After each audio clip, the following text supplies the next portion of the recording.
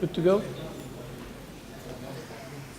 أعوذ بالله من الشيطان الرجيم بسم الله الرحمن الرحيم الحمد لله رب العالمين والصلاة والسلام على رسولنا وحبيبنا وشفيع ذنوبنا وتاج رؤوسنا محمد وعلى آله وصحبه أجمعين ومن تبعه بإحسان إلى يوم الدين سبحانك لا علم لنا إلا ما علمتنا إنك أنت العليم الحكيم سبحانك لا فهم لنا إلا ما فهمتنا إنك أنت الجواد الكريم رب اشرح لي صدري ويسر لي أمري واحلل عقدة من لساني يفقه قولي وأفوض أمري إلى الله إن الله بصير بالعباد اللهم صل على سيدنا محمد وعلى آل سيدنا محمد صلاة تنجينا بها من جميع الأهوال والآفات وتقضي لنا بها جميع الحاجات وتطهرنا بها من جميع السيئات وترفعنا بها عندك على الدرجات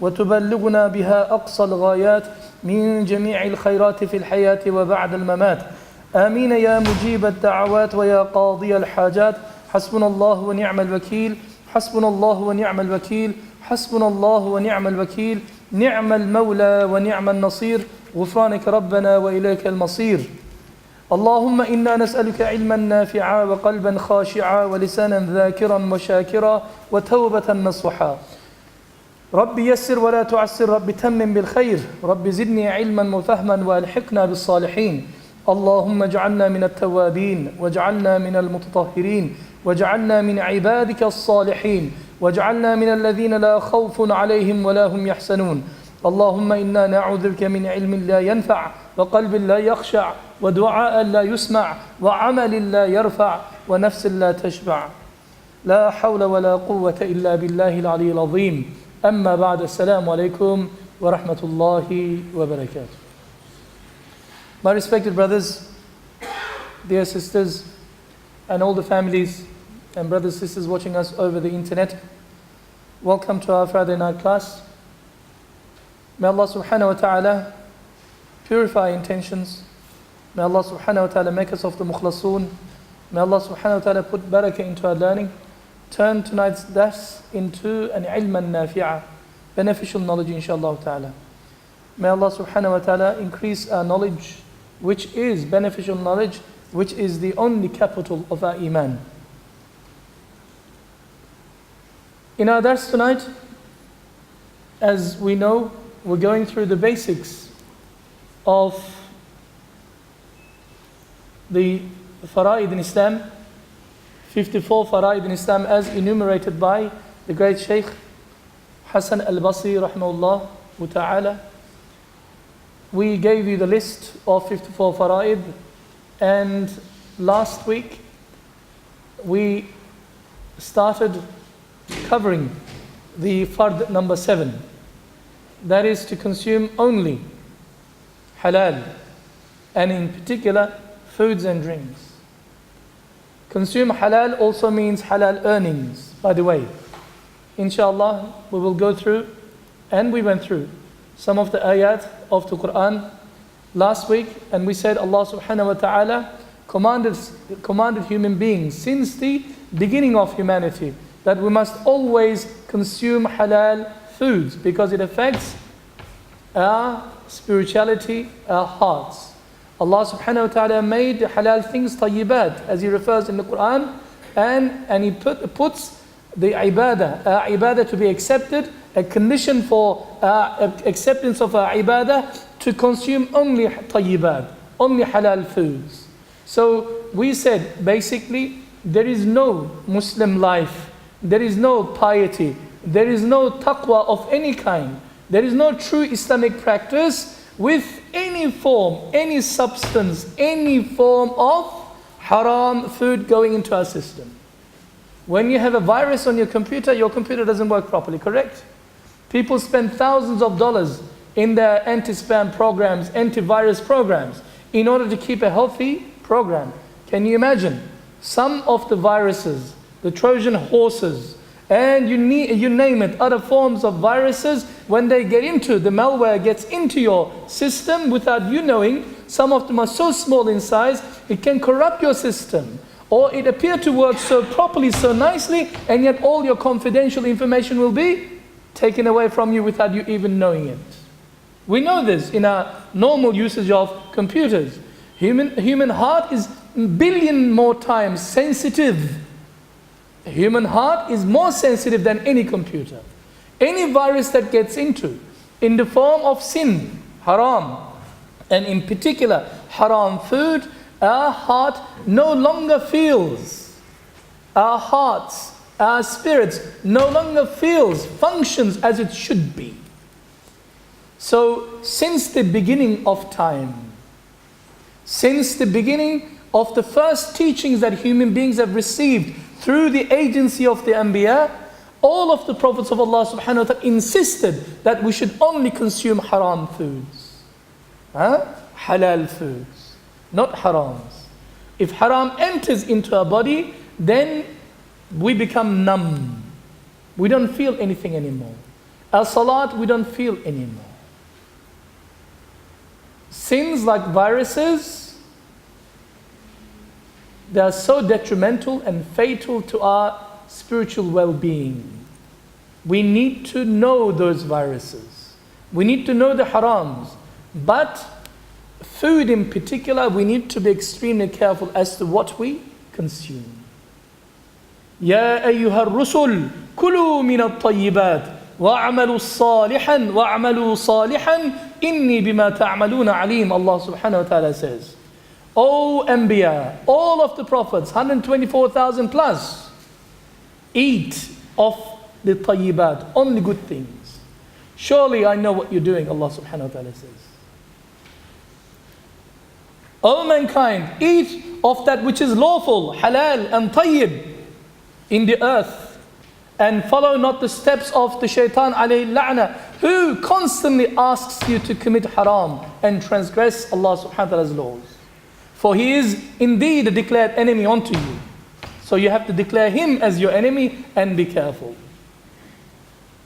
Again Allah subhanahu wa ta'ala says, Ya ayyuhalladhina amanu, O you who believe, Kulu min tayyibati ma razaqnakum, washkuru lillahi in kuntum iyyahu ta'budun. Sadaqallahu al-azim. O you who believe, O Muslim, eat, consume of the good things, tayyibat, which Allah subhanahu wa ta'ala says we have provided for you, and be grateful to Allah subhanahu wa ta'ala if it is He whom you worship. If you say that you're a Muslim and worship Allah subhanahu wa ta'ala, the first step is stop these viruses coming into your system, into your stomach. There is a hadith of Prophet sallallahu alaihi wasallam I mentioned before. If a person takes even a small morsel of food into his mouth, which is from a haram source, you deliberately know, that will eventually turn into going through a digestive system, an energy source, a calorie to one of your cells. One cell out of billions of cells in your body. That cell, Rasulullah sallallahu alaihi wasallam says, will become eligible to receive punishment of Jahannam. The fire will touch it. It is not a joke. If you don't have any regard for halal food and absolute caution against haram food, your Islam is no Islam, no matter how good you look from outside. You need to be careful.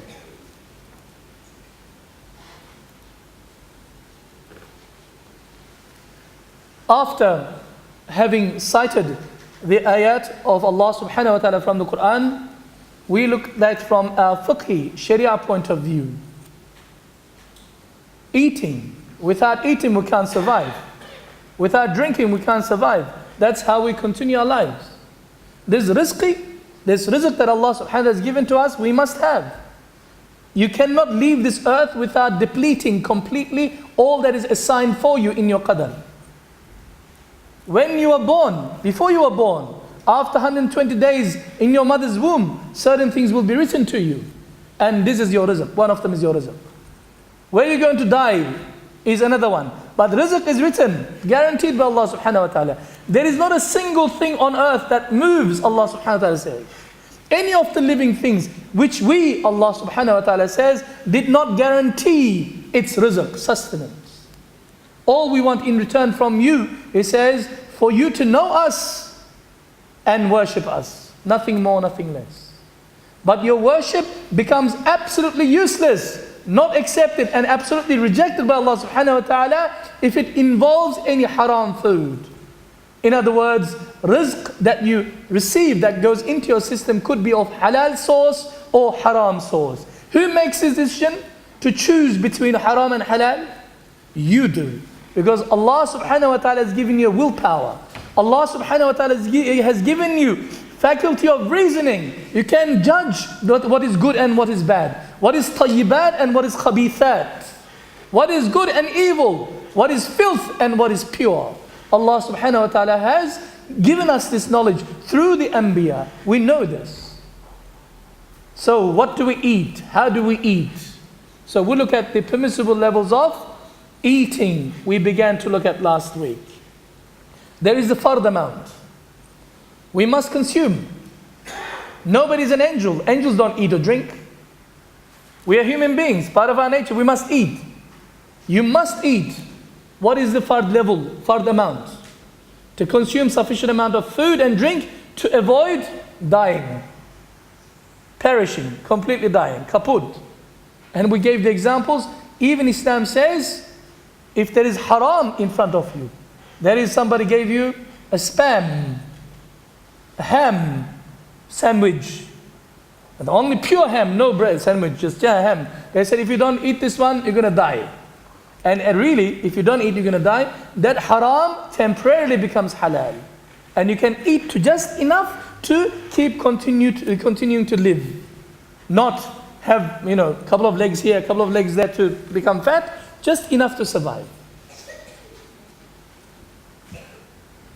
When you're out of that situation, that haram is still haram. Wajib amount of food. To consume sufficient amount of food and drink to sustain one's life. Yep. Not only just you have to keep alive, but you need to have enough, a little bit more to survive. Some people actually, some of the awliyaullah, they have this kind of food. Very little. Very little. If I give you relate to you some stories of some of the awliyaullah, you'll be shocked. The way they ate, the amount they ate. Fascinating. I don't think we can survive for 2 days. What they eat in 6 months. How much food, less food they eat. So they say that's enough. Mustahab amount of food is to partake in taking food and drink in the company of your guests. Guests is your friends. Guests is people who are travelers, musafirin, who came from a long distance, who are shy in your house, in your presence, they can't eat. In order to help them, to make them relax, so to speak, you continue eating with them. And they eat slow, mashallah, you have to eat slow. If you attend to a dinner, you invited your friends to dinner and you're a quick eater, after a few minutes you finished, and alhamdulillah, the guy did not even start his own tray yet. And they say, okay, alhamdulillah, I'm hungry. In Islam, the adab is not this. Adab is you eat with your guest until your guest finishes his or her last meal, last morsel. And this is mustahab to do so. There is hasana in it. You got a reward for it. Because you're respecting, you're making ikram to your guest. The mubah form of eating is to consume reasonable and moderate amount of food to drink to maintain a healthy body. Anything outside this particular 4 categories, you go into the dangerous section. It becomes makruh first. Then goes to tahrim and makruh, close to haram makruh. Then it goes into haram category. And once you pass through this level and you can't control it, when your shahwatul button takes over your nafsul ammara, you cannot control your stomach and eating habits, and you do not take care of what Allah subhanahu wa ta'ala has given to you, like me, you become obese or morbid obese, or in the negative, you become anorexic, and you become like a toothpick and at the edge of dying, and people have to hospitalize you. Everything is an amana from Allah subhanahu wa ta'ala, and our duty is to look after that amana. Our body is an amana. We need to look after it. We need to groom it. We need to dress it. We need to put the beautiful dress.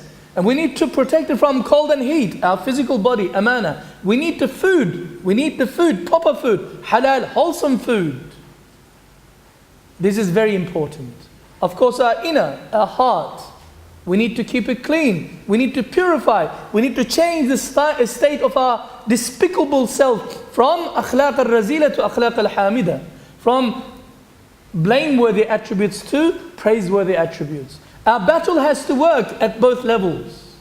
And it is fard to cleanse one's heart.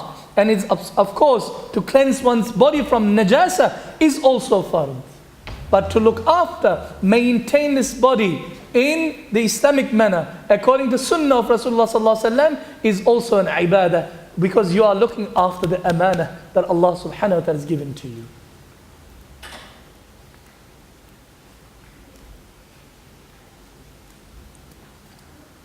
If you do not know what is halal and what is haram in terms of what to consume, you will always fall into its trap of shaitan alayhi la'na. He will make you consume things that you think or not think halal or haram. And na'udhu billah, if you're so weak a Muslim that you're such a ghafil Muslim, you don't even care, may Allah subhanahu wa ta'ala help you. And you call yourself a Muslim, may Allah subhanahu wa ta'ala help you. You are indeed a lost sheep. You need to, our talk is for those Muslims who want to be a good Muslim, who want to practice Islam, and they want to be in the good books of Allah subhanahu wa ta'ala. Not for those Muslims who doesn't care. They're already lost. May Allah subhanahu wa ta'ala bring them back to the fold.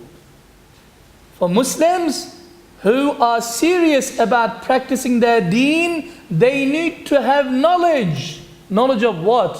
Knowledge of everything, including what is halal and what is haram in terms of consuming food and drinks. What goes into your body.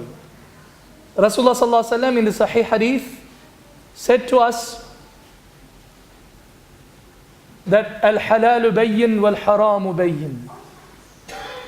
Halal, legal, and haram, illegal things are evident, very clear.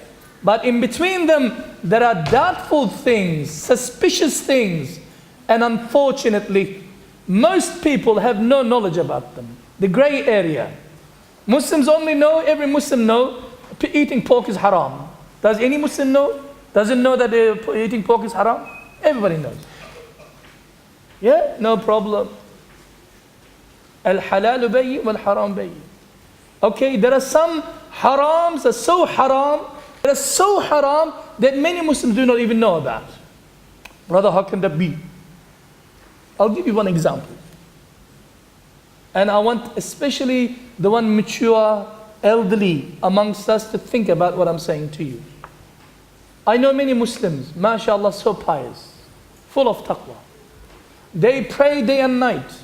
They swear by Allah that they never missed a single salat since the age of 7. They get up for tahajjud every night.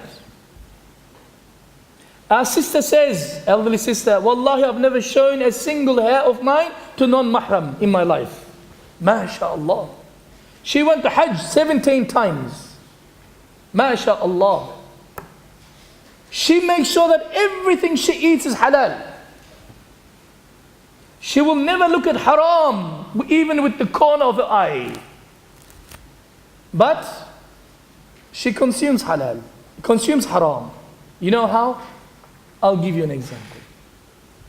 Recently, her beloved husband has passed away. Yep, she became a widow. Yep. Now what does Sharia say? What does Allah subhanahu wa ta'ala say in the Quran? In terms of division of inheritance. In terms of dividing the wealth of the husband amongst the children and to her. What does she get? According to Sharia, there is a very clear and perfect formula. Divine formula from Allah subhanahu wa ta'ala. Quran is a book of maths. Fractions are given. There is a timetable I can show you, huge. She doesn't understand this because she's got no knowledge. And somebody told her, a sheikh told her, a mufti has told her that this is her share. According to Sharia, according to fard. You know what she says? That's no good. I get only a little bit and everybody gets something else, so much else. I don't want this. I want the civil law. I want the Australian law to divide my inheritance.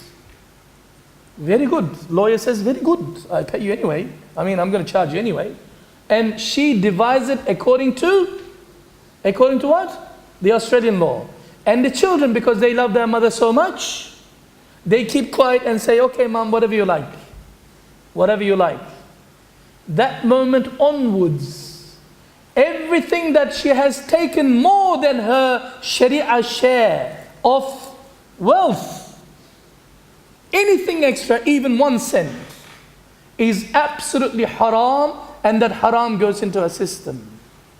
The money she has received goes into her system, buys food with it, eats food with it. What happened to my pious lady sister?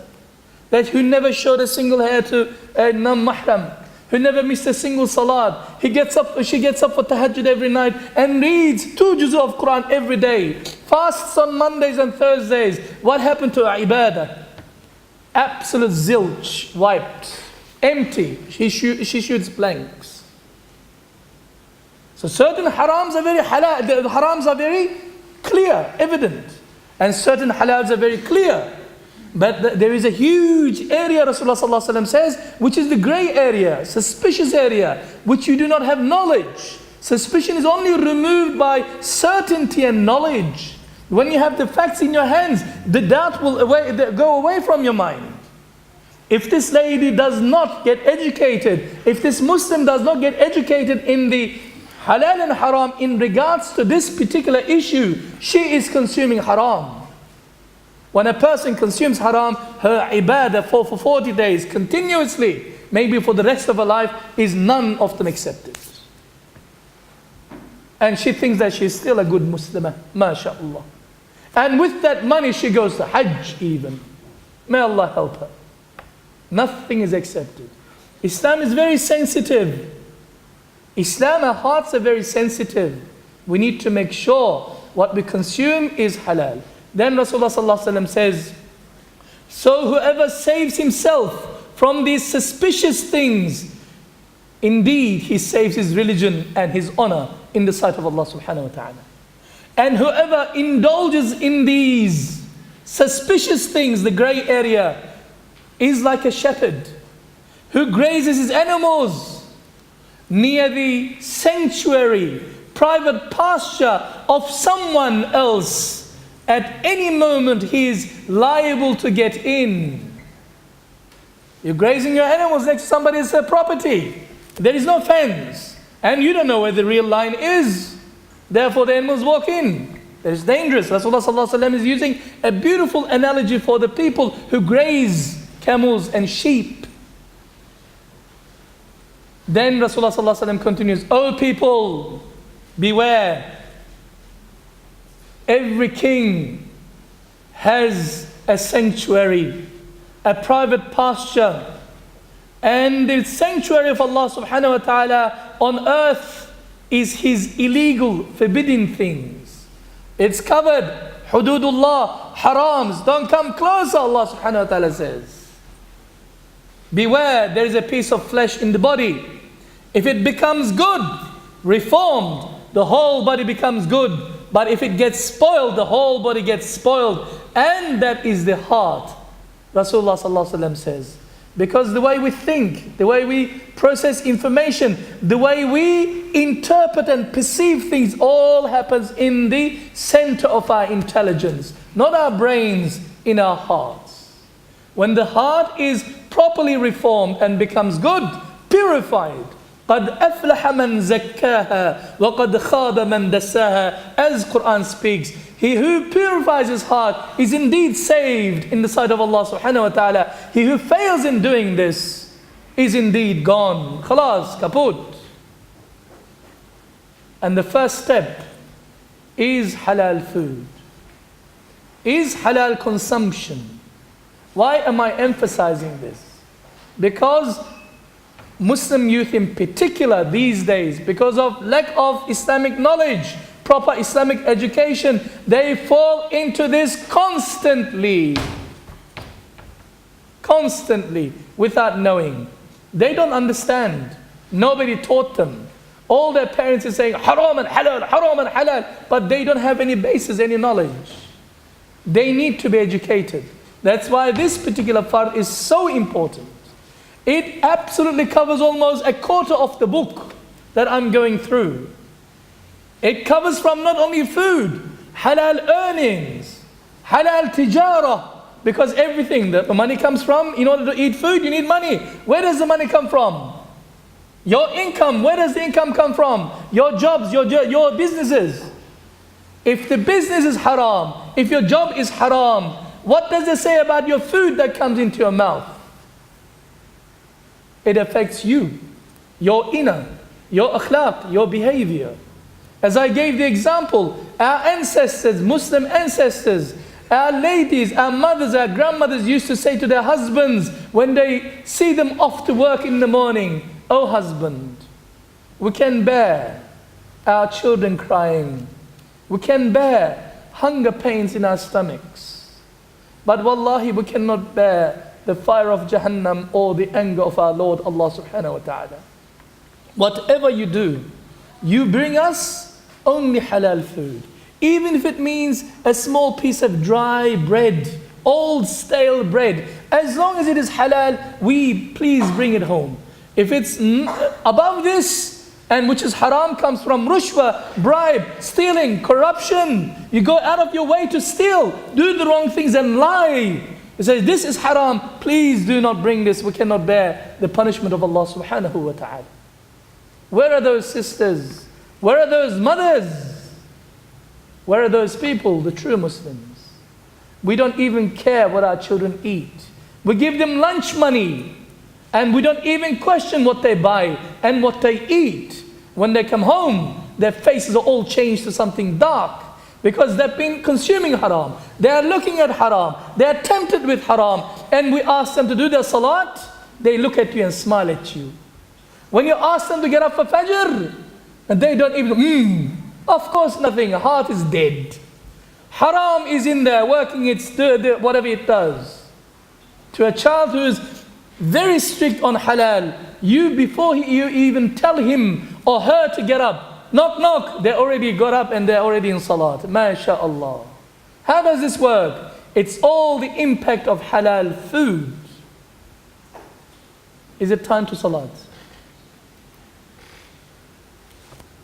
Inshallah, after salat we continue with our journey, and we will have a break now for 10-15 minutes for Maghrib, and immediately after Maghrib we'll come back inshallah ta'ala. If we keep the doors closed, so the air conditioning inshallah continue to work.